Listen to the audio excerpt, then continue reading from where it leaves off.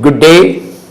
I am PFJF Light Dr.K Gireesh, physician, neurophysician and neurosurgeon, past district governor of District 3241B, past multiple council chairperson of multiple 324 Lions International, and I'll be answering questions on the various facets of leadership to mold the young leaders of tomorrow, and that comes under the banner of Lions Club of Madras Excellence of District 3241B, and this is the GTT series number 15, that is Gireesh Train the Trainers program. And in this program, I am addressing a very important concept, the work-life balance, a practical guide for officers. Work-life balance we hear very often. Now when you say work-life balance, it refers to the healthy integration of professional responsibilities with personal, family, social and self-care needs.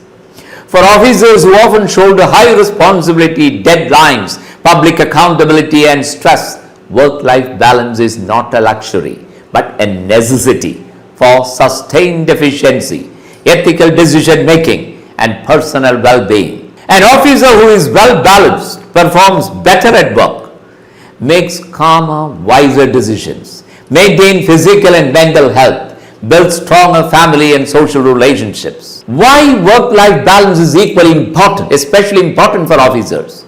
Because they frequently face long working hours, unpredictable schedules, emotional stress and conflict situations, public scrutiny and accountability, role overload, professional plus family plus social role. Now without balance, this can lead to burnout, irritability, poor judgment, health problems, high blood pressure, diabetes, lack of sleep, strained family relationships, reduced job satisfaction and productivity. The key components of work-life balance.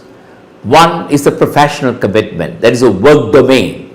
This includes performing duties efficiently, meeting deadlines, ethical conduct, leadership and accountability.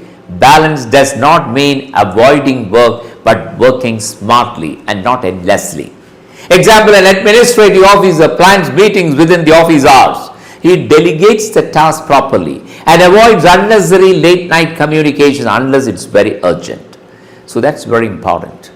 And the personal health, that's another one. That is another called the self-domain. Health is the foundation of performance. It includes adequate sleep, 6 to 8 hours, regular physical activity, healthy food habits, periodic medical checkup, stress management practices. Example, a police officer schedules a 30-minute morning walk or a yoga session daily even during busy postings. It need not be just a police officer, but it can be anybody, who is busy, can in fact schedule a 30-minute morning walk or a yoga session daily even during busy hours. The third component is a family and relationship, that's called a home domain. So the work domain, the self domain, the home domain. Family is the emotional factor. It includes quality time with spouse, children, parents, being emotionally present, not just physically available, respecting the important family events. A senior officer blocks one evening per week as a family time and avoids office calls unless it is very urgent. Then the life domain, that's the next one, the personal growth and recreation. Beyond work and the family, the officers need hobbies like music, reading, sports, gardening, social interactions or social connectivity, spiritual or reflective practice. An officer pursues weekend photography or music which refreshes the mind and improves his creativity at work. What are the common barriers or hurdles for this work-life balance for officers? The feeling that I must be available 24/7. That's a mindset. Poor delegating of job, perfectionism. Then digital overload, emails, WhatsApp, calls, guilt about taking a break, and lack of boundaries. Recognizing these barriers is the first step to correction.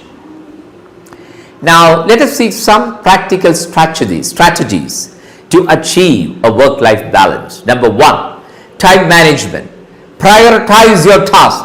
Urgent versus important. Use planners or digital calendars. Avoid multitasking overload.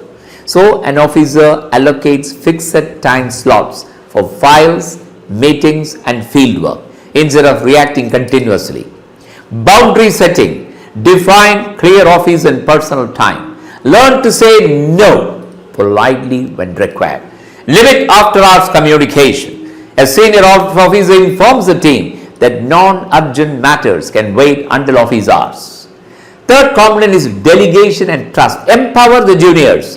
Avoid micromanagement in going into micro details. Trust systems and teams.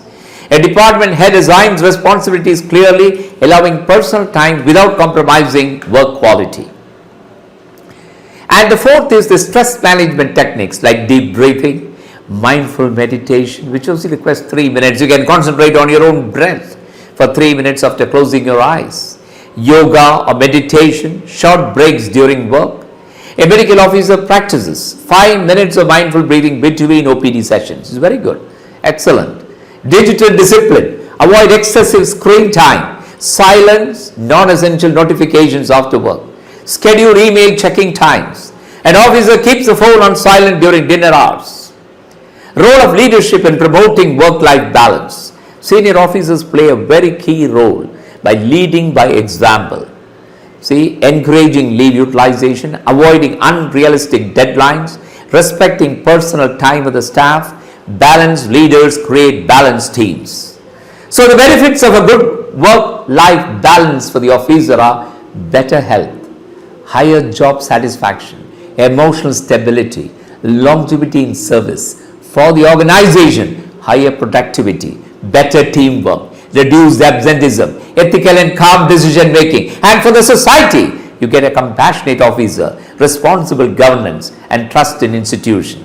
A simple golden principle for work-life balance is do your duty with dedication, but live your life too with intention. Work is a part of your whole life and not the whole of life. That's very important. Work is a part of life, not the whole life. And to conclude, work-life balance for officers is about integration and not separation. By managing time wisely, setting boundaries, caring for health, nurturing relationships, and you find pursuing the personal growth, officers can serve society effectively without sacrificing the personal well-being.